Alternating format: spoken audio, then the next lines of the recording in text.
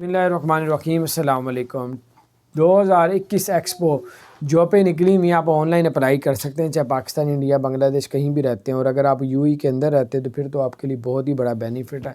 जो पे निकली हुई हैं एक्सपो में, आप उसकी वेबसाइट में भी जाके अप्लाई कर सकते हैं। अगर आपका नाम आ जाता है, उनका ऑनलाइन फिर इंटरव्यू किया जाएगा, ओके हो जाता है तो आपको वीज़ा भी भिजवाएंगे। तो बाहर अब ट्राई करें, उनको लाखों बंदे चाहिए। 2021 आ चुका है और एक्सपो पूरी दुनिया से लोग आते हैं, तो उसके लिए उनको लोग जाए चाहिए। तो बाहर ये कुछ अपडेट्स थी, मैंने कहा आपके साथ शेयर करूं। अपना ख्याल रखें।